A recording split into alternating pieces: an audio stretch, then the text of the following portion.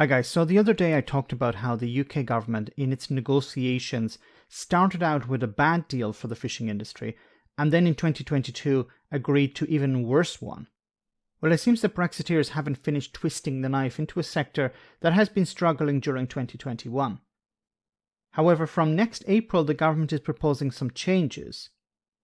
Well, according to the UK government's own website, it says here, Environment Secretary George Eustice said, "A year on from the Trade and Cooperation Agreement, a positive picture is emerging for our fishing industry." Well, this is lies, but we've come to expect that from Brexiteers.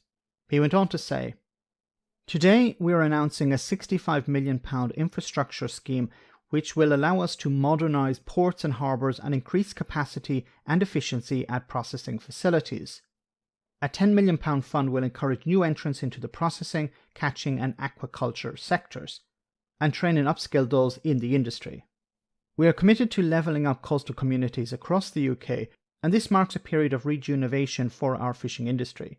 So, as always with Brexit, taxpayer money is being poured into something that was supposed to pay for itself. Brexiteers right up to this year had said Brexit would deliver extra cash for the exchequer. Instead, we've seen companies like Nissan basically being given money by the state to stay in Britain. Now the fishing industry is being given a handout too. But it goes on. The report says, "This funding will be felt throughout the country as we support improvements to the UK supply chain by helping establish greater coordination between regions and nations of the United Kingdom. Funding will also ensure training schemes are coordinated so that benefits are felt across the Union."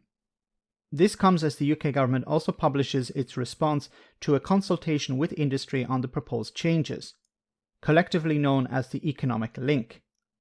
This will increase the percentage of fish that must be landed in the UK by English registered vessels following our departure from the EU, providing a boost to fishing companies and producers, further strengthening the UK economy. The changes apply to UK vessels fishing against English quota and will come into effect on the 1st of April 2022. Of course, this flies in the face of what was negotiated for 2022. Anyway, let's continue.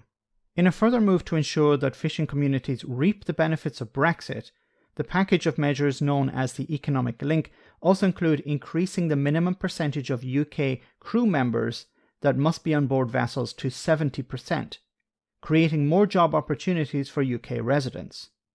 This will contribute to the economic boost to the local economies in fishing communities.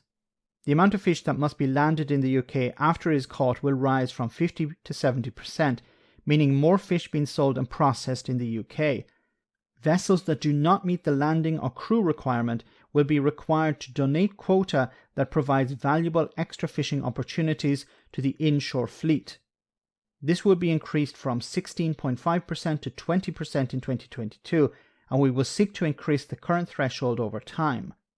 So the UK fleets, which are currently struggling to sell their fish into their biggest market, the EU, are being told, "You had better employ British people or else."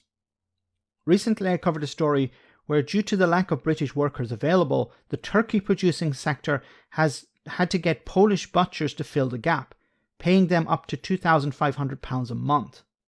The communication then says, "These changes will provide a further boost to the fishing industry and the wider economy following our departure from the European Union.